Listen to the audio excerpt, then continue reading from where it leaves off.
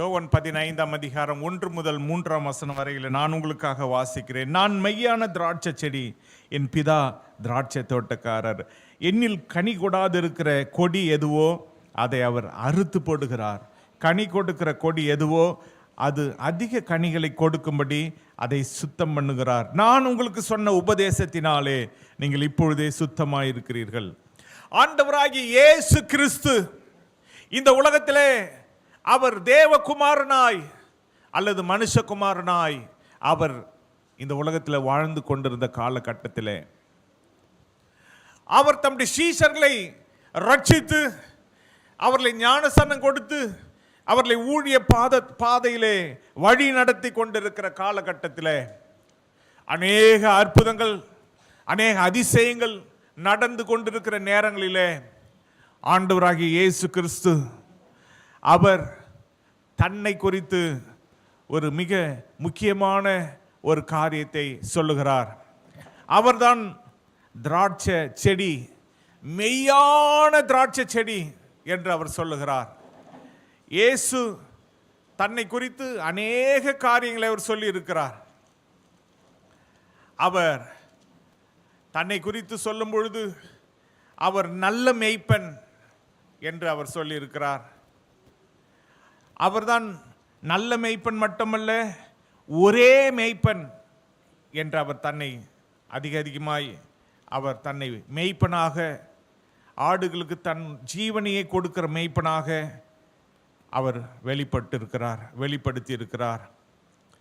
அவரே வாசல் என்று யோவான் 10ஆம் அதிகாரத்தில் 9ஆம் வசனத்தில் அவர் சொல்லி இருக்கிறார். 7ஆம் வசனத்திலும் நானே ஆடுகளுக்கு வாசல். ஆண்டவர் இயேசு தான் வாசல். 9ஆம் வசனம் சொல்லுகிறது, நானே வாசல், என் வழியாய் ஒருவன் உட்பிரவேசித்தால் அவன் ரட்சிக்கப்படுவான், அவன் உள்ளும் புறம்பும் சென்று மேய்ச்சலை கண்டடைவான். ஆண்டவர் இயேசு அவரே வாசல். இந்த உலகத்தில் நல்ல மேய்ச்சலை கண்டடைய வேண்டுமானால் இயேசு மூலமாக தான் நமக்கு நல்ல மேய்ச்சல், உள்ளும் புறம்பும் நல்ல மேய்ச்சலை கொடுக்கிற வாசலாய் அவர் இருக்கிறார். நம்முடைய ஆசீர்வாதத்தின் வாசலாக இருக்கிறார். ஹல்லேலூயா. நல்ல மேய்ச்சல், ஆடுகளுக்கு நல்ல மேய்ச்சல் தான் அதுக்கு ஆசீர்வாதம். அப்படியானால் நமக்கு ஆசீர்வாதம் எது? தேவன் கொடுக்கிற மேய்ச்சல். அவர் தான் வாசல். அவர் வழியாக தான் நமக்கு விடுதலை, அவர் வழியாக தான் நமக்கு ஆசீர்வாதம், அவர் வழியாக தான் நமக்கு கிருபை, இரக்கம், வரங்கள், வல்லமைகள் எல்லாம் இயேசு கிறிஸ்துவின் வழியாக தான். அதனால தான் அவர் தான் நமக்கு வாசலாக இருக்கிறார். வேதம் சொல்லுகிறது, அவரே வழி, அவரே சத்தியம், அவரே ஜீவன். அவரை அல்லாமல் ஒருவரும் பிதாவிடத்தில் போக முடியாது. 11ஆம் வசனம் யோவான் 10:11, நானே நல்ல மேய்ப்பன், நல்ல மேய்ப்பன் ஆடுகளுக்காக தன் ஜீவனை கொடுக்கிறான் என்று ஆண்டவர் இயேசு தன்னை குறித்து அவர் சொல்லி இருக்கிறார். அவர் நல்ல மேய்ப்பன். இப்படி பல காரியங்களை, அவர் தான் வானத்திலிருந்து வந்த அப்பம். நல்ல மேய்ப்பன் மட்டுமல்ல, வாசல் மட்டுமல்ல, அவர் வானத்திலிருந்து வந்த அப்பம். அதனால தான் திருவிருந்தில் அவருடைய சரீரத்தை, அவருடைய இரத்தத்தை நாம் பானம் பண்ணுகிறோம். அதனால அவர் நல்ல மேய்ப்பனாய் தன் ஜீவனையே கொடுத்தார். இப்படி பல காரியங்களை அவர் நமக்காக அவர் சொல்லி இருக்கிற போதிலும் இங்கே நாம் பார்த்த ஒரு மிக முக்கியமான காரியம், அதுதான் அவரே நமக்கு திராட்சை, மெய்யான திராட்சை செடி. அவர் பல காரியங்களிலே இந்த உலகத்தில் நமக்கு காணப்பட்டாலும் ஆண்டவர் இயேசு நமக்கு மெய்யான திராட்சை செடியாக அவர் இருக்கிறார். அப்படின்னா நாம் யார்? நாம் அவருக்குள்ளே நிலைத்திருந்தால் நாம் கொடிகளாக இருக்கிறோம். திராட்சை கொடிகள். கொடி அப்படியே படரும். எதுவும் சொல்லுகிறது, அவர் கொடி நேசம், அவர் கொடி நேசமே. அப்ப திராட்சை செடி அவர், நாம் கொடிகளாக இருக்கிறோம். அவரிலே, செடியிலே அந்த கொடி நிலைத்திருந்தாதான் மிகுந்த கனிகளை கொடுக்கும். அது போல நாம் ஆண்டவர் இயேசுவிலே நிலைத்திருக்க வேண்டும். அதனால தான் அவர் சொல்லுகிறார், நீங்கள் என்னிலும் என் வார்த்தைகள் உங்களிலும் நிலைத்திருந்தால் மிகுந்த கனிகளை கொடுப்பீர்கள். ஆண்டவர் இயேசுவுக்குள்ளே நாம் நிலைத்திருக்க வேண்டும். அப்பொழுதுதான் நாம் மிகுந்த கனிகளை கொடுக்க முடியும். பிதாவை குறித்து அவர் சொல்லுகிறார், அவர்தான் தோட்டக்காரர். திராட்சை தோட்டக்காரர். அவர் செடி, நாம் கொடி, அவர் தோட்டக்காரர். இப்போ இந்த கொடிய தோட்டக்காரராகிய பிதா என்ன செய்கிறார்? 2ஆம் வசனத்தில், என்னில் கனி கொடாது இருக்கிற கொடி எதுவோ அதை அவர் அறுத்து போடுகிறார். அல்லேலூயா. ஒரு சில கொடி காஞ்சி போயிருக்கும், அது இனிமே என்ன செய்யாது? கனி கொடுக்காது. நீங்க செடியில ஒரு சில கொடி அல்லது ஒரு சில அந்த இடம் காஞ்சி போயிருந்தா நீங்க என்ன செய்வீங்க? அந்த இடத்த உடைச்சி விட்டுருவீங்க. ஏன்னா அது இனிமே வேஸ்ட். அப்ப கனி கொடுக்காத கொடிய அவர் அறுத்து போடுகிறார். இயேசுவுக்காக கனி கொடுக்கிற ஜீவியம் தான் நமக்கு தேவை. இன்னைக்கு எத்தனை கிறிஸ்தவர்கள் பேர் கிறிஸ்தவர்களை போல கனி கொடுக்காத ஜீவியம் வாழ்ந்து கொண்டிருக்கிறாங்க. தவறான ஒரு காரியம். தேவனுக்காக பண்ணுகிறார். ஹல்லேலூயா. அதிக கனிகளை கொடுக்கும்படிக்கு அதை சுத்தம் பண்ணுகிறார். நம்மளை அவர் சுத்தம் பண்ண விரும்புகிறார். எதற்காக? அதிக கனிகளை கொடுப்பதற்காக. அல்லேலூயா. இப்போ பிதா நம்மளை சுத்தம் பண்றார். சுத்தம் பண்றதுக்கு நிறைய பேருக்கு ஆசையா? ஆசை இல்லையா? எத்தனை பேருக்கு சுத்தம் பண்ண ஆசை சொல்லுங்க. கை உயர்த்தினவங்களுக்கெல்லாம் ஆசை. கை உயர்த்தாதவங்களுக்கு சுத்தமா இருக்கணும்னு ஆசையே இல்லை. அப்ப அவங்ககிட்ட தள்ளி தான் உட்காரணும் போல் இருக்கு. நீங்க அவங்க சுத்தமா இருப்பாங்களான்னு தெரியலையே. அப்ப கையை உயர்த்துங்க எல்லாருமே, ஒரு அல்லேலூயா சொல்லுங்க. நாம் சுத்தமா இருக்கணும். ஏன்? நாம் தேவனுடைய ஆலயம். தேவன் நமக்குள்ளே வாசம் பண்ணுகிறார். அதனால சுத்தம் என்பது மிக முக்கியம். சுத்தம் சோறு போடும் பழமொழி சொல்லுவாங்க. எங்க சோறு போடவே இல்லையே? என் பையன் கேட்பான், சுத்தம் பண்ணியாச்சு, எங்க சோறு? சுத்தம் சோறு போடும், அது ஒரு பழமொழி. அப்ப நம்முடைய வாழ்க்கையில அந்த சுத்தத்தை, அதனாலதான் நல்லா பார்த்தீங்கன்னா ஹோட்டலில் அதிகமாக நான் சாப்பிடவே விரும்ப மாட்டேன். அது உட்கார்ந்துருக்குமா, கொசு உட்கார்ந்துருக்குமா, அதெல்லாம் யோசிச்சு யோசிச்சு ரொம்ப சாப்பிட்றதுக்கே எனக்கு ஒரு மாதிரி இருக்கும். அதனால தான் எங்கேயும் வீடுகளில் கூட எனக்கு சாப்பிட ஓடாது. அவங்க அந்த பாத்திரத்தை ஒழுங்காக கழுவி இருப்பாங்களா? சில வீட்டில் பாத்திரத்தை வெளியில வச்சிருப்பாங்க, அதை பூனை வாய் வச்சிருக்கோம், நாய் அதை வாய் வச்சிருக்கோம், ஹே ஹே சு அப்படின்னு அதுக்கு பிறகு அதை கழுவாங்க. அதுவும் அது உண்மையாக நல்லா கழுவாங்களான்னு தெரியாது. சிலர் அலசிட்டு என்ன பண்ணுவாங்க, அதுலேயே திரும்ப குழம்பு வைப்பாங்க, அதுலேயே திரும்ப. இதெல்லாம் யோசித்து தான் எங்கேயுமே சாப்பிடக்கூடாது. எங்கள் ஒய்ஃப் செய்கிற சாப்பாடை மட்டும் சாப்பிடணும். அது கூட வேலை செய்கிறவங்க பாத்திரத்தை கழுவி வச்சு போனாலும் இவங்க ஒரு தடவை அதை அலசி அதுக்கப்புறம் தான் கழுவி தான் சாப்பாடு செய்யணும். ஏன்னா கொஞ்சம் சுத்தம் பார்க்குறோம். எதுக்காகன்னா நல்ல சுத்தமான சாப்பாடு. அதே போல் எல்லாத்தையும் மூடி வைக்கணும், எதுவுமே ஈயோ கொசோ உட்காரக்கூடாது. சரி, இப்படி வீட்டை நம்ம கிளீன் பண்ணுறோம், நம்ம ஆலயத்தை கிளீன் பண்ணுறோம், நம்மையே நம்ம கிளீன் பண்ணுறோம். ஒரு நாளைக்கு 2 முறையாவது குளிக்கணும். உங்களை நான் கேட்க போகிறதில்ல நீங்கள் எத்தனை பேர் எத்தனை முறை குளிக்கிறீங்க அப்படின்னு நான் உங்களை கேட்க போகிறது இல்லை. அதனால் நீங்கள் வெட்கப்படாதீங்க, நீங்கள் கஷ்டப்படாதீங்க. ஆனால் குறைஞ்சபட்சம் ஒரு நாளைக்கு எத்தனை முறை குளிக்கணும்? குறைஞ்சபட்சம் 2 முறையாவது நீங்கள் என்ன பண்ணணும்? அப்படி யாருன்னா குளிச்சிங்கன்னா நீங்கள் தைரியமாக கையை உயர்த்தி காமிங்க. உங்களுக்கு என் பாராட்டுகள். சரி, அப்போ மற்றவங்க எப்படின்னு தெரியல.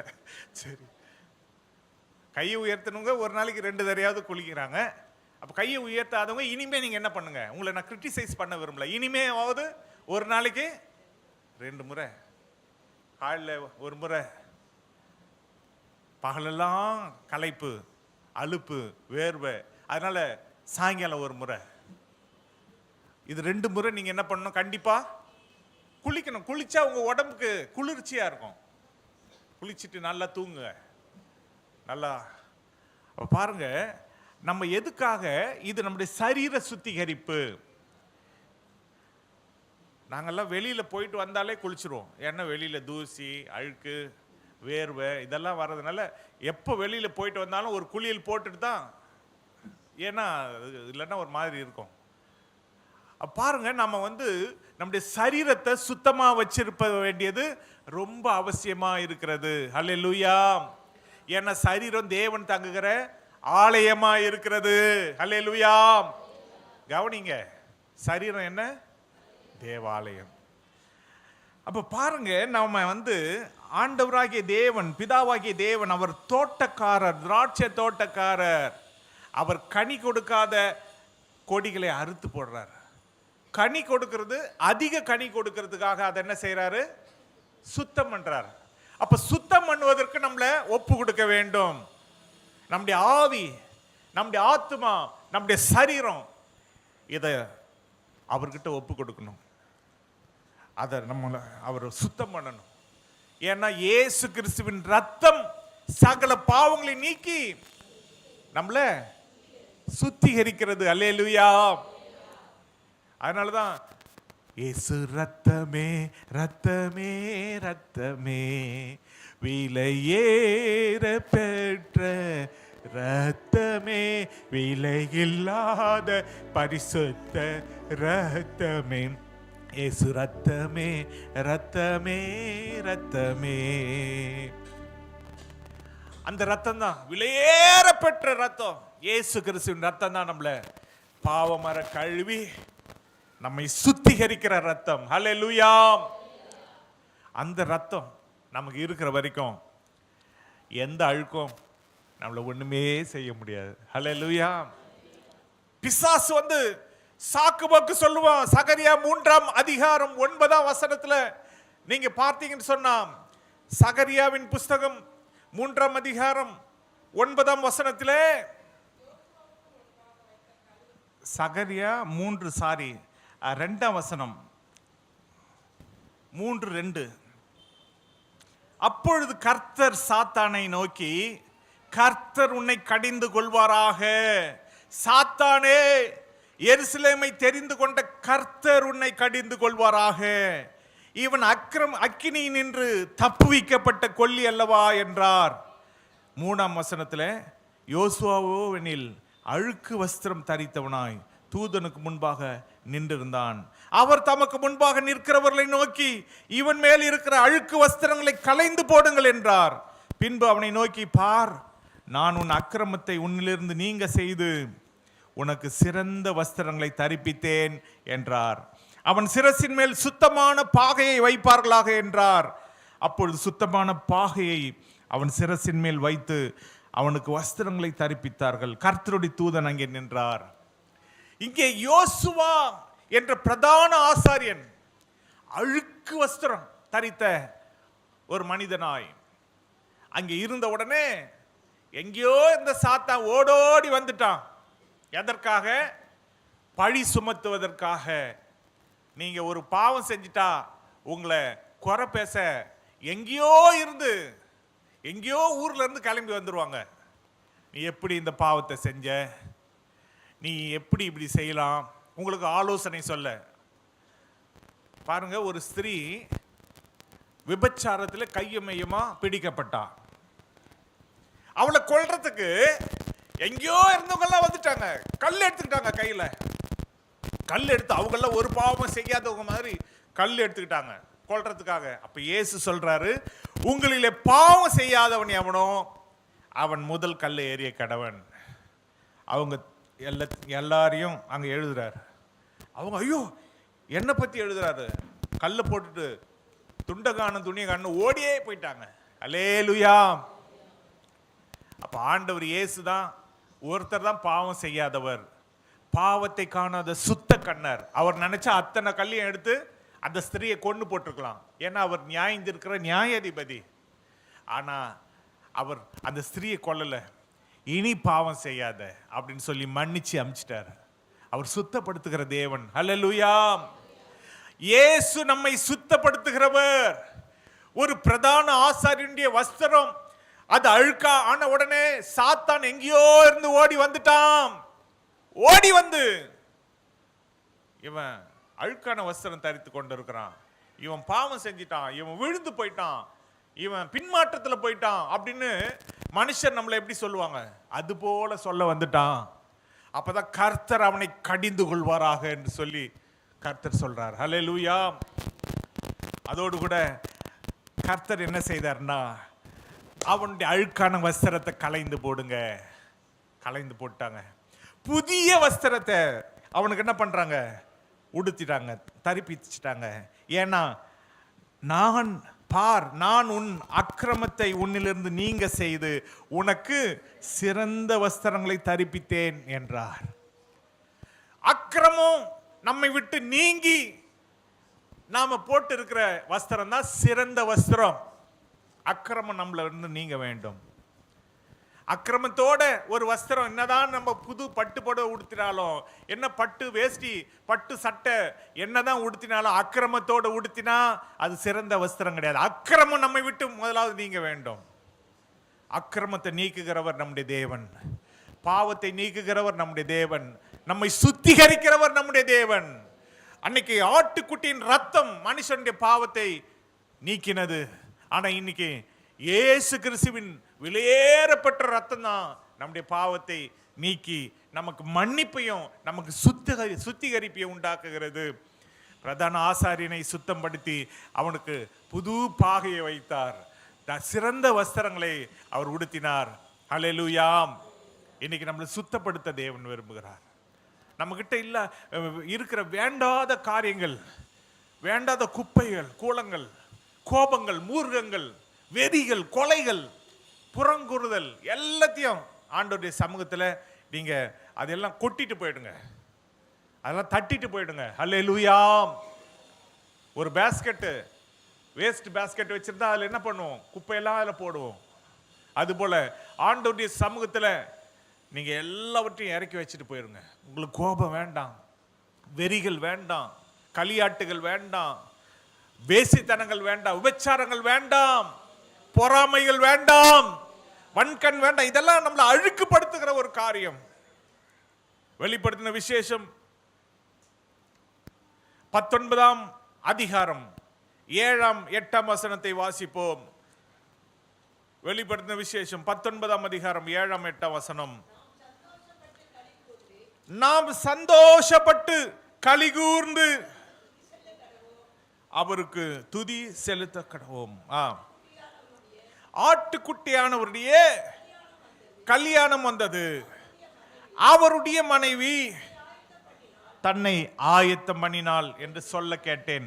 சுத்தமும் பிரகாசமுமான மெல்லிய வஸ்திரம் தரித்துக் கொள்ளும்படி அவளுக்கு அளிக்கப்பட்டது. அந்த மெல்லிய வஸ்திரம் பரிசுத்தவான்களுடைய நீதிகளே. நம்ம கிட்ட எவ்வளவு நீதி இருக்கோ அவ்வளவுக்கு அவ்வளோ நம்முடைய வஸ்திரம் எப்படி இருக்கும்? சுத்தமா இருக்கும். ஹல்லேலூயா. நம்முடைய வஸ்திரம் பிரகாசமா இருக்கும். நம்முடைய வஸ்திரம் மெல்லியதா இருக்கும், நைஸா இருக்கும். பாருங்க, மோட்டா அப்படின்னு ஒரு துணி சொல்லுவாங்க. மோட்டான்னா கோணி மாதிரி இருக்கும், அப்படிதானே? அதெல்லாம் விலை கம்மி.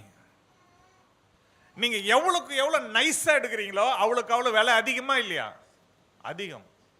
இன்னும் பட்டுலயே நீங்க எடுத்தீங்கன்னா அது இன்னும் சாஃப்டா, இன்னும் அப்படியே நீங்க அப்படி ஜருகு அப்படியே அப்படி தடவுனா அப்படியே சருன்னு அப்படி போவோம், அப்படி வரும். அதுபோல மெல்லிய வஸ்திரம்.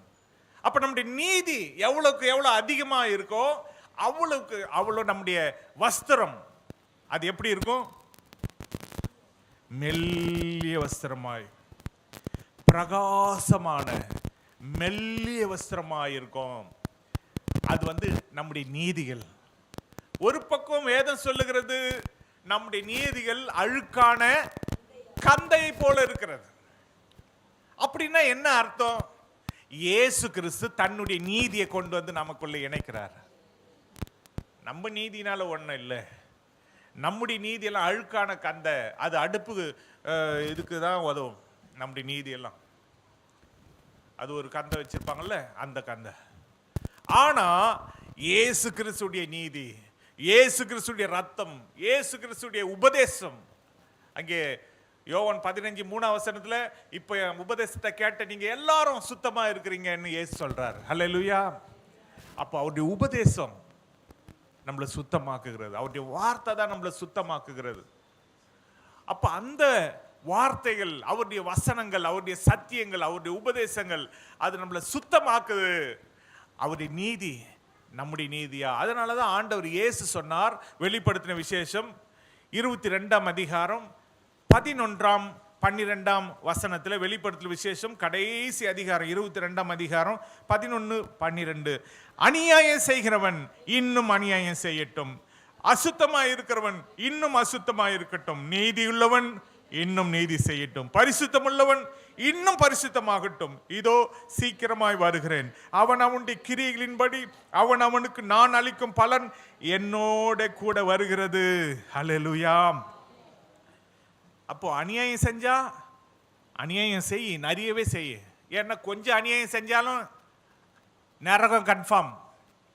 நான் கொஞ்சம் தானே அநியாயம் செஞ்சேன், இல்லை கொஞ்சம் செஞ்சாலும் நரகம் தான். அசுத்தமா இருக்கிறேன், கொஞ்சம் தான் அசுத்தமா இருக்கிறேன், கொஞ்சம் அசுத்தமா இருந்தாலும் நரகம் தான். அதனால நிறையவே அசுத்தமா இருக்கலாம். நான் உங்களுக்கு இதை கூட ஒரு சத்தியம் தான், இதை கூட நான் உங்களுக்கு சொல்றேன். கொஞ்சம் தான் நான் அநியாயம் செய்கிறேன், கொஞ்சம் தான் அசுத்தமாக இருக்கேன் அப்படின்னா நீங்கள் நிறையவே இருக்கலாம். ஏன்னா கொஞ்சம் அநியாயமாக இருந்தாலும் கொஞ்சம் அசுத்தமாக இருந்தாலும் நம்ம போகிற இடம் எங்குது, நரகம். அதனால தான் ஆண்டவராகிய தேவன் சொல்லுகிறார், நீதியுள்ளவன் இன்னும் நீதி செய்யட்டும். ஏன் தெரியுமா? அவங்க வஸ்திரம் அவ்வளோக்கு அவ்வளோ பிரகாசமாக இருக்கும். அவங்க வஸ்திரம் அவ்வளோக்கு அவ்வளோ மெல்லிய. இப்போ நீங்கள் நிறைய பேர் புது புடவை புது துணியெல்லாம் கட்டிட்டு வரவங்களை பார்த்து அப்படியே போய் பக்கத்தில் போய் தொட்டு பார்ப்பாங்க. அப்பா சாஃப்டாக இருக்கு, அப்பா எவ்வளோ, ஒரு 10,000 இருக்குமே சிஸ்டருங்க.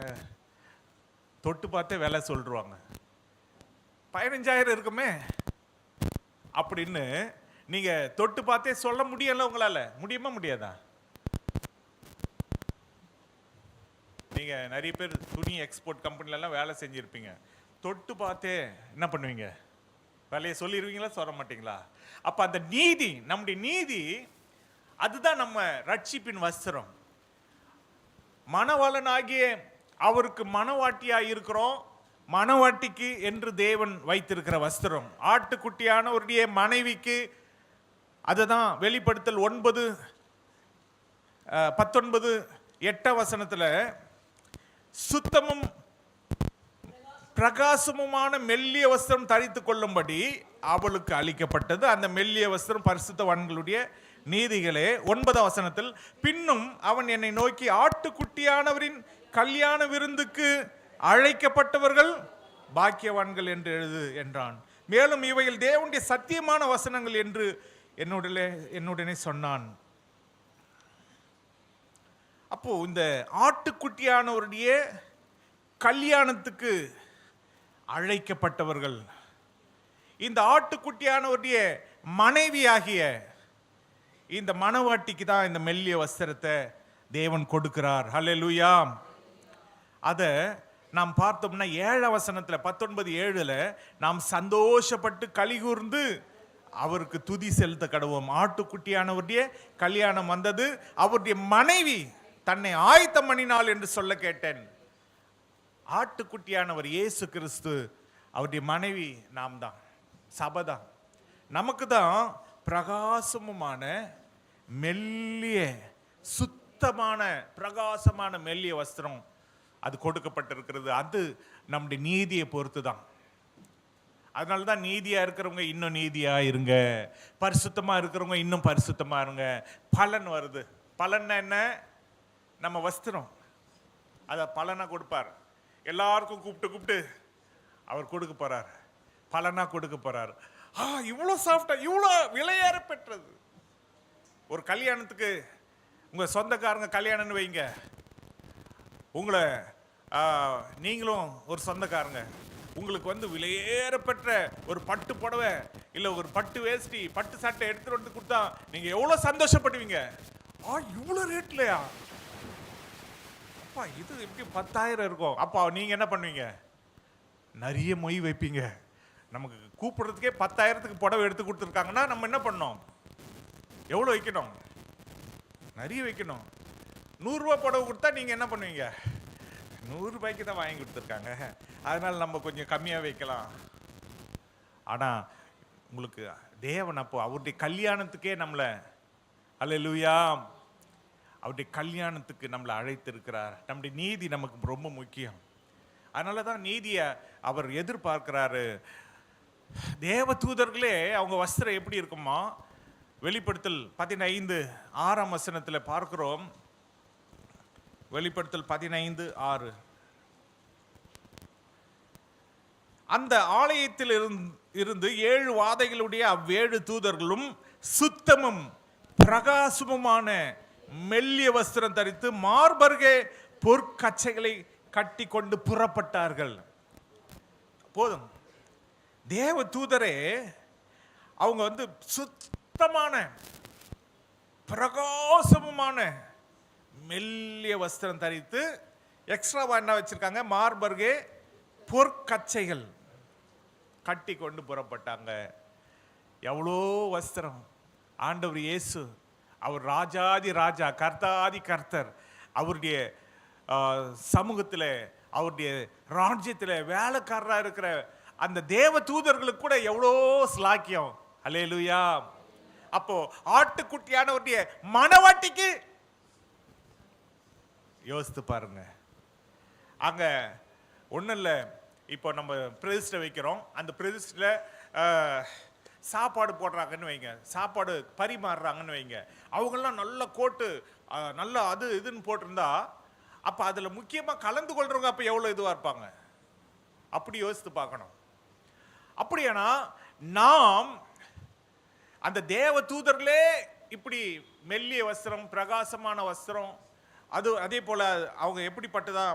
மார்பருகே பொற்கச்சை அவங்க கட்டி கொண்டு இப்படி பிரகாசமான சுத்தமான வஸ்திரம் தரித்து கொண்டிருந்தா மனவாட்டிக்கு அதை விட உயர்ந்ததா இருக்குமா, கம்மியா இருக்குமா? ஹல்லேலூயா. அந்த மனவாட்டி யாரு? நாம தான்.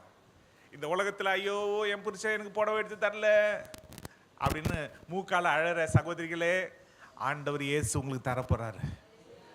அதை பார்த்து நீங்க எப்படி சந்தோஷப்பட போறீங்க? அல்லேலூயா. பெரிய காரியம். அதே போல என் மனைவி எனக்கு துணியே வாங்கி தர மாட்டேன்றான்னு சொல்ற புருஷர் எல்லாருமே மனவாட்டி தான். ஆண்டவர் இயேசுக்கு அங்க நாம் எல்லாரும் சபையே மனவாட்டி தான். எல்லாருக்கும் சுத்தமான பிரகாசமான மெல்லிய வஸ்திரத்தை நமக்கு இயேசு தரப்போகிறார். அதுக்கு தான் கொஞ்சம் நீதியா இருங்க, நீதியா இருங்க, நீதியா இருங்க. நீங்க எவ்வளவு நீதியா இருக்கிறீங்க அவ்வளோ சுத்தமான, அவ்வளோ பிரகாசமான, அவ்வளோ மெல்லிய வஸ்திரம் நமக்கு கிடைக்கும். இது நமக்கு அப்போ ஃபீல் பண்ணும். ஐயோ முதலே இது தெரிஞ்சிருந்தா நம்ம என்ன பண்ணிருக்கலாம்? சொல்லுங்க. நீதியா இருந்திருக்கலாமே, வாய் பேசுறத குறைச்சிருக்கலாமே, குறை பேசுறத குறைச்சிருக்கலாமே, சண்டை போடுறத நிறுத்தி இருக்கலாமே. அப்ப தோணும். அப்ப தோணி நமக்கு வேஸ்ட். அதனால இப்பவே உங்களுக்கு சொல்றேன், இப்பவே வாயாடுறத விடுங்க. ஒரு அல்லேலூயா சொல்லுங்க. இப்பவே சண்டை போடுறத விடுங்க. அல்லேலூயா. அல்லேலூயா சொல்றீங்களா இல்லையா? நான் ஒன்னொன்னா சொல்வேனா, நீங்க அல்லேலூயா சொல்லிட்டே இருப்பீங்களா? வாயாடுறத விடுங்க. அல்லேலூயா. சண்டை போடுறத விடுங்க. அல்லேலூயா.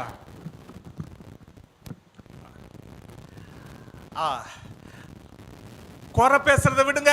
அல்லேலூயா. அதுக்கப்புறம் புறங்குறத விடுங்க. அல்லேலூயா. முதுகுல குத்துறத விடுங்க. யாரை ஏமாத்துறத விடுங்க. பரிசுத்தமா வாழுங்க, நீதியா வாழுங்க, தேவனுக்காக வாழுங்க, தேவனுக்காக கனி கொடுங்க. அல்லேலூயா. இதுதான் நமக்கு நீதியான வாழ்க்கை. இந்த நீதியான வாழ்க்கை தான் நாம் வாழ வேண்டும். ஆண்டவர் இயேசு நம்மிடத்தில் அதை தான் எதிர்பார்க்கிறாரு. லூக்கா 15 2 பிள்ளைங்க, ஒருத்தன் மூத்தவன், ஒருத்தன் இளையவன். இளையவன் தன்னுடைய தகப்பனுடைய ஆஸ்திகளை என் பங்கை எனக்கு தாரும் அப்படின்னு பிரிச்சு கொண்டு போய் விட்டான். அவன் போனா தன் எல்லா பணத்தையும் ஆஸ்தியையும் வேசிகளிடத்துல அழித்து போட்டுட்டான். அவனுக்கு பன்றிகளுக்கு போடுகிற தவிடு கூட கிடைக்காம போயிருச்சு. அப்பதான் அவன் யோசித்து பார்க்கறான், என் தகப்பன் வீட்டிலே அங்க வேலை செய்யற வேலைக்காரர் கூட திருப்தியாய் சாப்பிடுறாங்க. ஒன்று நான் செய்வேன், என் தகப்பன் இடத்துல போய் வேலைக்காரர்ல ஒருவராக நான் போய் சேர்ந்து கொள்ள போறேன் அப்படின்னு சொல்லி தகப்பன் கிட்ட வரான். தகப்பனே, உமக்கு விரோதமாக, பரத்துக்கு விரோதமாக நான் பாவம் செய்துட்டேன். ஆனா இந்த தகப்பன் வந்த உடனே கட்டி அணைச்சு இவனுக்கு என்ன பண்ணுங்க, உயர்ந்த வஸ்திரங்களை உடுத்துவீங்க, இவன் பாதங்களுக்கு பாதரட்சிய ஷூஸ போடுங்க, இவன் கைக்கு மோதிரத்தை போடுங்க. அல்லேலூயா. ஆண்டவர் இயேசு அதை தான் நமக்கு செய்யறாரு. சபைக்கு வந்திருக்கிறீங்களா? நம்ம என்ன பாவம் செஞ்சோம், என்ன அக்கிரமம் செஞ்சோம் அதெல்லாம் பார்க்கல. இன்னைக்கு புதிய வஸ்திரம், கைக்கு மோதிரம், காலுக்கு பாதரட்ச, எல்லா பாவத்தையும் மன்னிச்சிடறாரு, நம்மளை சுத்திகரிக்கிறாரு. இப்ப இந்த வஸ்திரம் அதுக்காக தான் இங்க வரோம். ஒருவேளை சபைக்கு வராம நீங்க கல்யாணத்துக்கு போன, ஆண்டவர் ஆராதிக்கல, ஆண்டவரை துதிக்கல, தேவனை பணிந்து கொள்ளல, சபைக்கு வரல, அந்த நேரம் நீங்க கல்யாணத்துக்கு போயிருக்கீங்க, அந்த நேரம் நீங்க பர்த்டேக்கு போயிருக்கீங்கன்னா உங்க வஸ்திரத்தை என்ன பண்றீங்க, கரைப்படுத்திட்டீங்க. உங்க நீதி அழுக்காகுது. அதனாலதான் கரைப்படாத அந்த ஒரு வாழ்க்கை.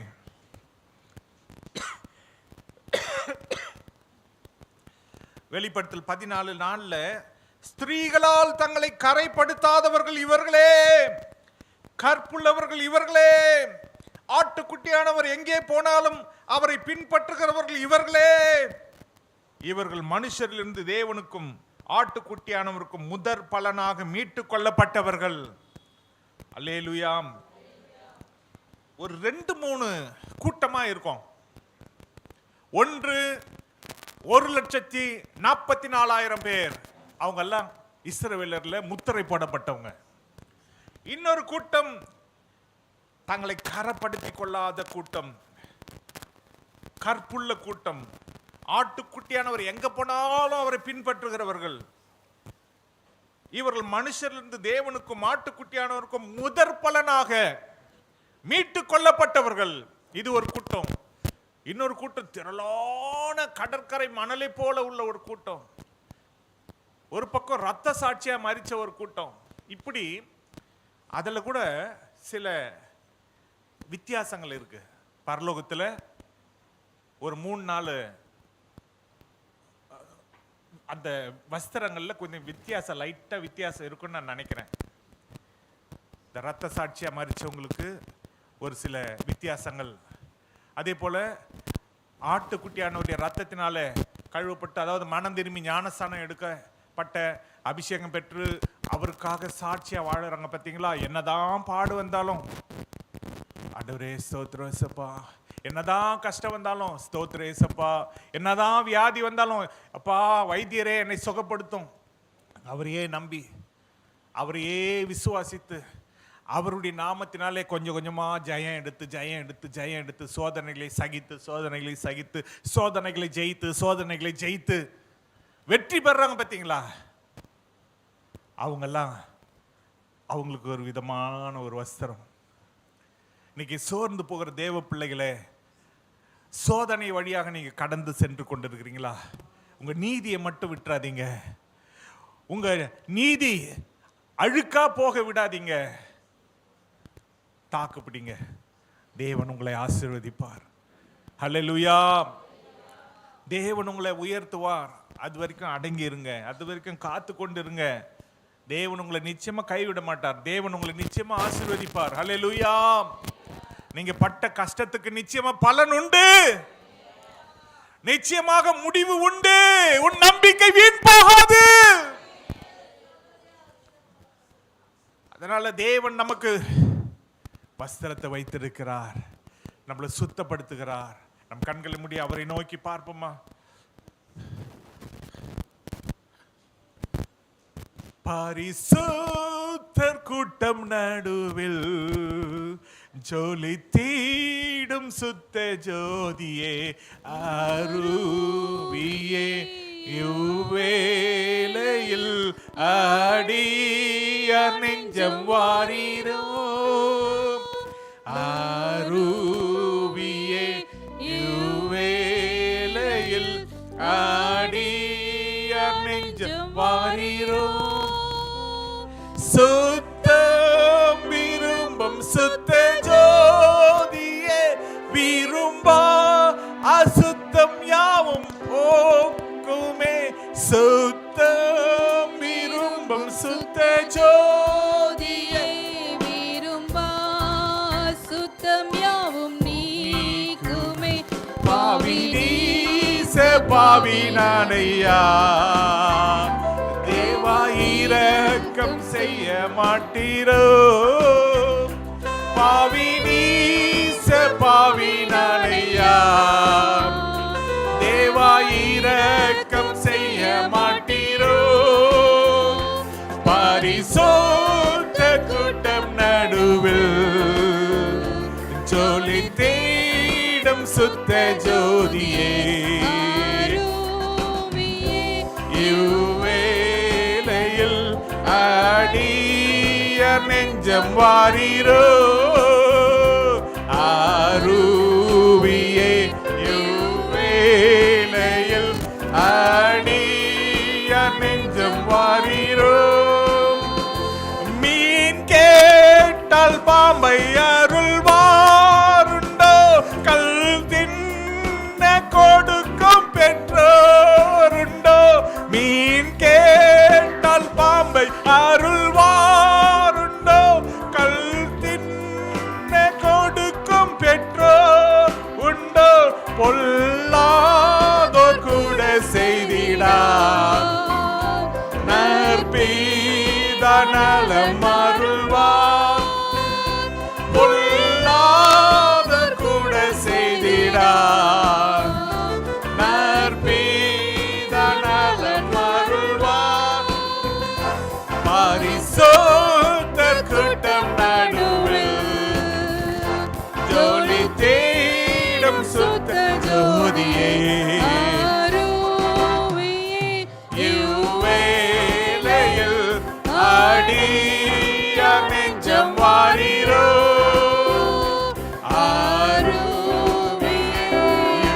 வேளையில் ஆடியார் நெஞ்சம் வாரீரோ